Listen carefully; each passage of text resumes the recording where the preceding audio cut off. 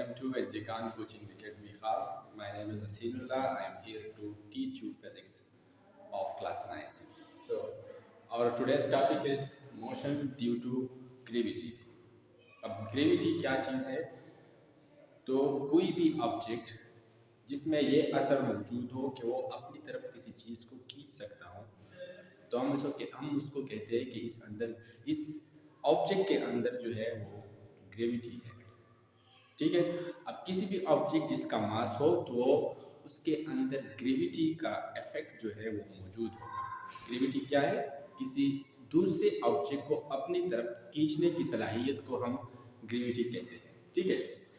अब अर्थ जो है जो बहुत हेवी मास है, तो ये भी अपनी तरफ बहुत सारी चीज़ों को, बल्कि हर चीज़ को जो कि ग्रेविटेशनल फील्ड के अंदर हो तो अपनी तरफ खींचते हैं।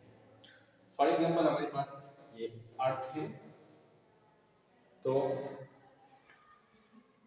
कोई भी चीज जो कि अर्थ के ग्रेविटेशनल फील्ड के अंदर हो तो अर्थ उसे अपनी सेंटर की तरफ खींचने की सलाहियत रखता है, जिसे हम ग्रेविटी का नाम देते हैं। ठीक है।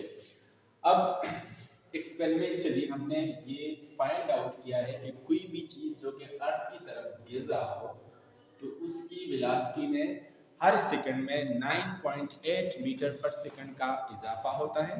ठीक है।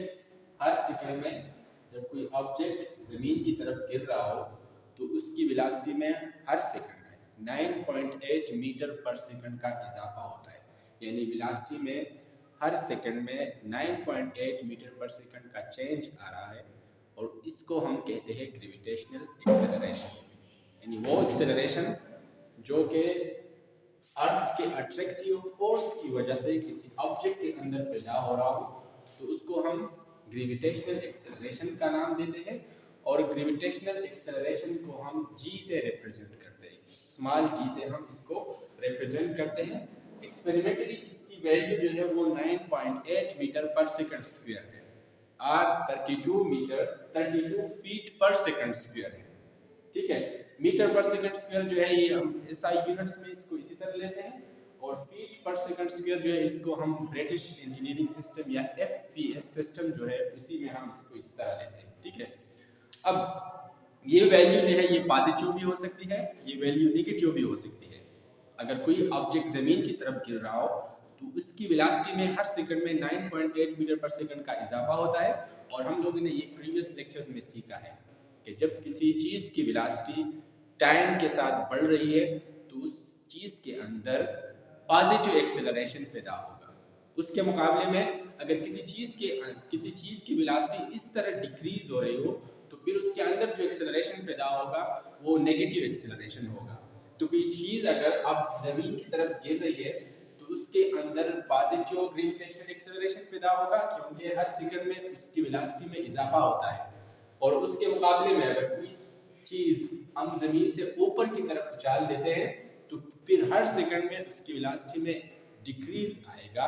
और जब किसी चीज की वेलोसिटी में डिक्रीज होता है तो उसके अंदर नेगेटिव एक्सेलरेशन पैदा होता है। तो जी की वैल्यू उछाले हुए ऑब्जेक्ट्स के लिए नेगेटिव है, और कोई चीज अगर जमीन की तरफ गिर रहा हो तो जी की वैल्यू जो है वो पॉजिटिव है। ठीक है।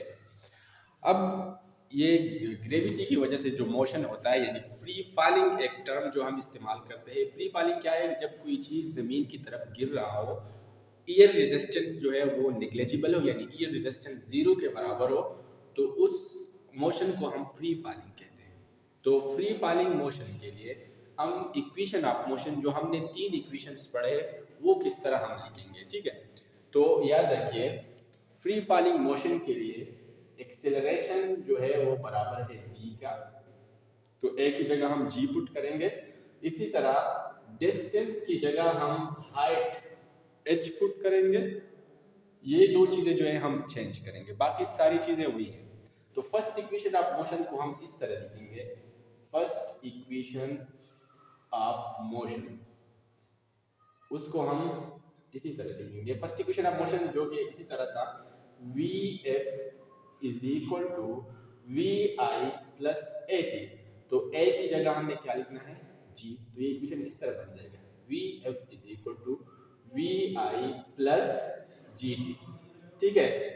इसी तरह सेकंड इक्वेशन ऑफ मोशन जो है वो हम इस तरह लिखेंगे। सेकंड इक्वेशन ऑफ मोशन हमने सीखा था वो किस तरह था, S is equal to V I T plus 1/2 AT square. तो याद रखिए S की जगह हमने H लिखना है, तो ये हो जाएगा H is equal to V I T plus 1/2 A की जगह क्या लिखना है, G टी स्क्वायर।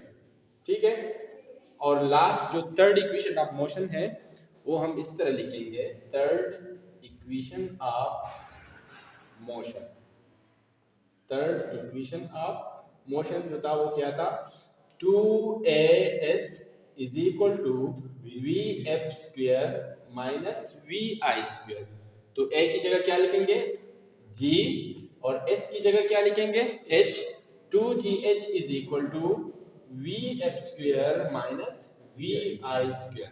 तो ये तीनों इक्वेशन ऑफ मोशन जो कि पहले हमने लिखे थे लीनियर मोशन के लिए यानी हॉरिजॉन्टल मोशन के लिए, अब वर्टिकल मोशन के लिए हम ये वाले इक्वेशन इस्तेमाल करेंगे। तो वर्टिकल मोशन में s की जगह h आएगा, a की जगह g आएगा। ठीक है।